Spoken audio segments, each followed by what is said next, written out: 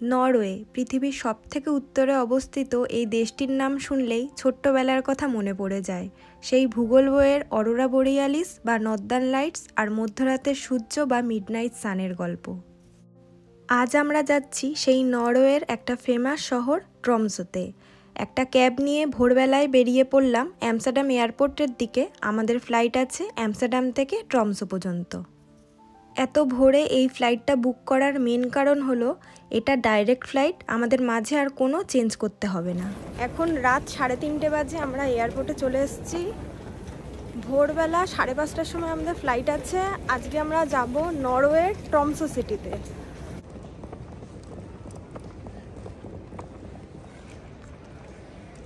একদম প্রথম ফ্লাইট আমাদেরটা।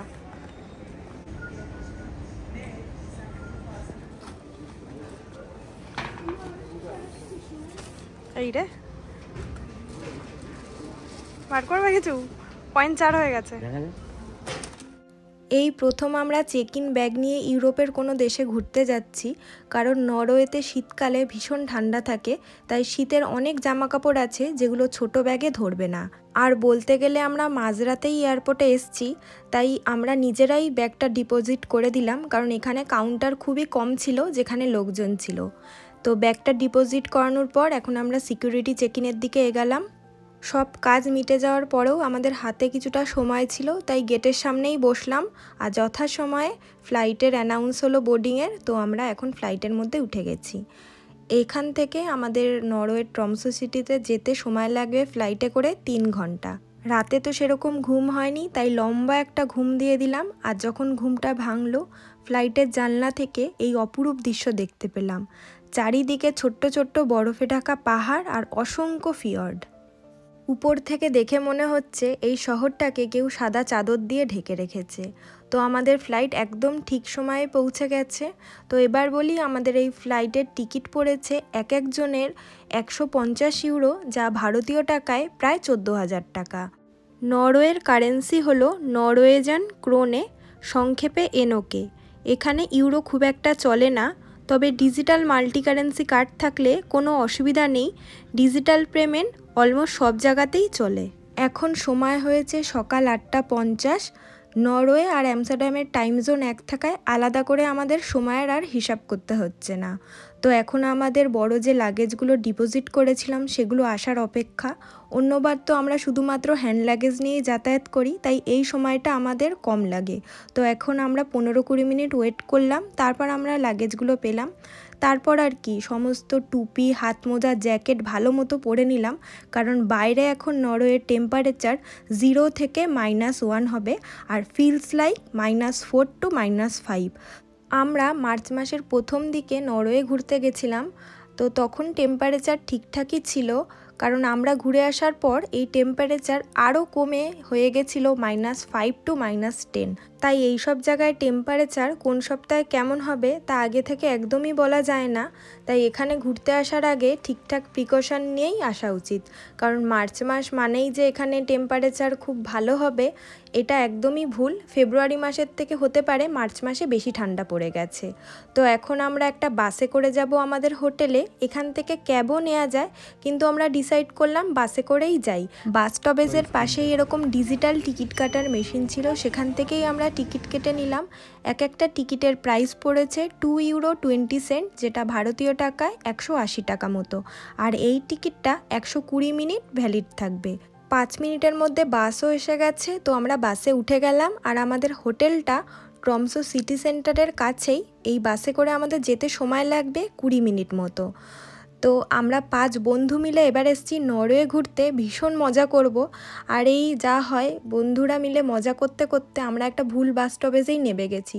আসলে বাস ড্রাইভারটাই একটু ভুল করেছিল। আমরা বাস যেখানে সুইচ টিপে দিয়েছিলাম স্টপ, তার আগেই একটা কোনো ছোট বাস স্টপেজে আমাদের দাঁড় করিয়ে দিয়েছিল।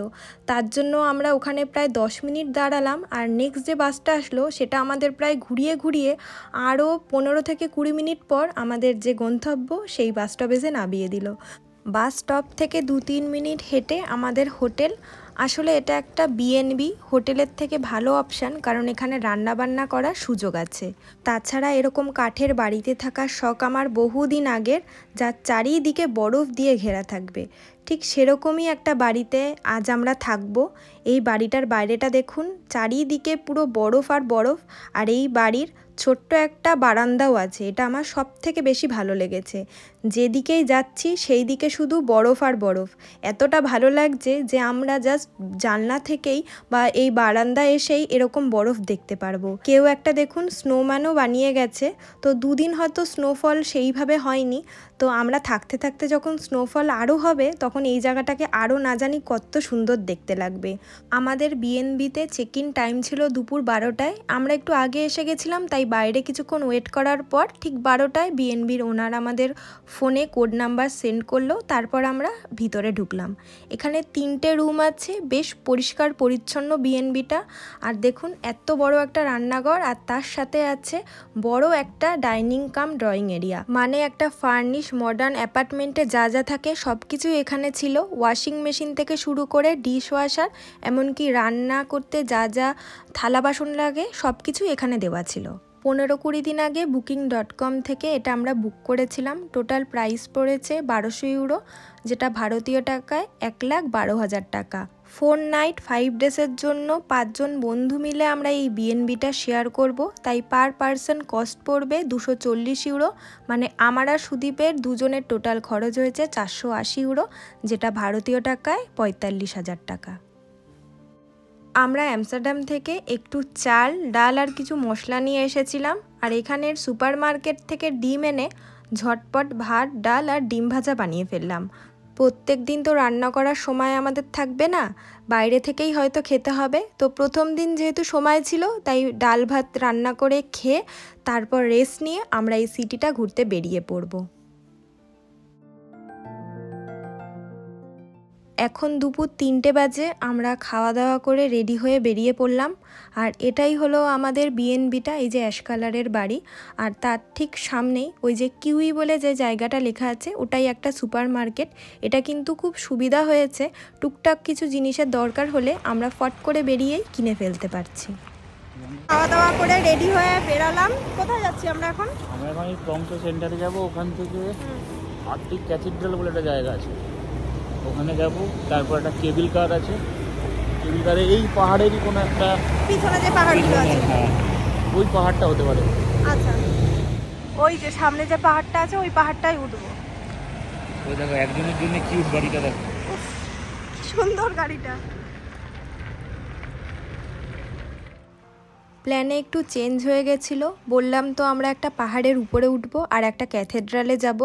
তো এখানে যেহেতু দিনের আলো একটু কম সময়ের জন্যই থাকে, তাই ওই পাহাড়ের উপরে উঠে কোনো লাভ নেই, কারণ নিচের ভিউ কিছুই দেখা যাবে না। তো ডিসাইড করলাম যে আমরা আজকে ট্রমসো সিটিটাই ঘুরে দেখব। নরওয়েতে শীতের পিক সময় চলে গেছে, তাই আমরা তাও সূর্যের আলো বা দিনের আলো দেখতে পাচ্ছি। তবুও অন্যান্য শহরের থেকে এখানে দিন অনেকটাই কম থাকে। 4টে থেকে 4:30-এর মধ্যেই এখানে সানসেট হয়ে যায় প্রায়। তাই আজকে অন্য জায়গায় গিয়ে লাভ নেই, তাই এই শহরটা ঘুরে দেখাই ভালো। সিটিটাকে দেখে মনে হলো মডার্ন আর পুরানোর মিশ্রণ। কিছু কিছু বিল্ডিং পুরানো আর তার সাথে নতুন নতুন বিল্ডিংও ছিল। আর এরকম কালারফুল বিল্ডিং দেখে তো আমার ভীষণই ভালো লেগেছে। কত রং বেরঙের বিল্ডিং দেখুন তো, লাল, হলুদ, সবুজ আর বিভিন্ন শেডেরও বিল্ডিং ছিল। নেদারল্যান্ডসে এত কালারের বাড়ি আমরা দেখতেই পাই না বলতে গেলে। শহরটা বেশি একটা বড় না, তাই হেঁটে ঘুরে দেখতে খুব বেশি একটা সময় লাগবে না। এই কালারফুল বিল্ডিংয়ের মধ্যে দিয়ে হাঁটতে হাঁটতে এখানের একটা ফেমাস জায়গায় চলে আসলাম। এই যে ছোট্ট মতো যে ঘরটা দেখা যাচ্ছে, এটা হলো ওয়ার্ল্ডের সবথেকে ছোট বার। ইন্টারনেটের একটা পপুলার লোকেশান, আমাদের কলকাতার এগরোল বা চাউমিনের কাউন্টারের মতো ছোট্ট একটা দোকান, যেখানে অ্যালকোহল থেকে শুরু করে বার্গার আর অন্যান্য অনেক ফাস্টফুড পাওয়া যায়। কিন্তু অনেক লাইন পড়েছিল, তাই আমরা এখন একটা অন্য দোকানে চলে এসেছি। নরওয়েতে রেনডিয়ার খুবই বিখ্যাত। প্রায় সব দোকানেই দেখেছি রেনডিয়ার দিয়ে তৈরি কিছু না কিছু জিনিস পাওয়া যায়। আমি আসলে এইসব জিনিস ট্রাই করতে পছন্দ করি না, তাই খেয়ে দেখা হয়নি। তো ওই দোকানে ঢুকেই একটা কফি আর কুকিজ খেয়ে চলে আসলাম নরওয়ের এই হারবার এরিয়ার সামনে। তো দেখুন এই জায়গার বিউটিটা পুরোটাই আলাদা। সামনে বড় বড় পাহাড় আর ট্রমসোর মেন সিটি থেকে অন্যদিকে যাওয়ার জন্য এখানে একটা ব্রিজও আছে। সেই ব্রিজের ভিউও এখান থেকে খুব সুন্দরভাবে পাওয়া যায়। এটা ট্রমসো হারবার। ট্রমসো ফিশিংয়ের জন্য খুবই ফেমাস। এখানকার যে সাধারণ মানুষ তাদের জীবিকা ম্যাক্সিমাম হচ্ছে মাছ ধরা। তো এখানে অনেক বোট আছে যেগুলো বিভিন্ন ধরনের ট্যুর করায়। আর এই জায়গাটাই ট্রমসো সিটির মেন অ্যাট্রাকশন।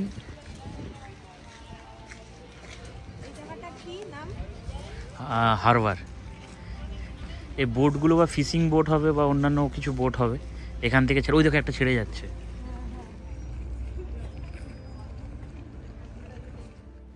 এখানে যে ছোট ছোট বোটগুলো আছে সেগুলো মেনলি ফিশিংয়ের জন্য, আর বড় যে জাহাজগুলো আছে সেগুলো ট্যুরিস্টদের। আর নরওয়ের স্যামন মাছ কিন্তু ওয়ার্ল্ড ফেমাস। এখান থেকে এই যে জাহাজটা বেরিয়ে যাচ্ছে, এরকম জাহাজ দিয়েই অনেক ট্যুর কোম্পানি ট্যুর করায়। নেদারল্যান্ডস থেকেও জাহাজে করে নরওয়েতে আসা যাওয়া যায়, সেক্ষেত্রে সময় অনেকটা বেশি লাগে। তবে অনেক ট্যুরিস্ট এই জাহাজের পথটাও বেছে নেয়, যেখানে নরওয়ে থেকে শুরু করে ফিনল্যান্ড, সুইডেন, জলপথে আরও বিভিন্ন দেশ ঘুরে ঘুরে ট্যুরগুলো শেষ হয়।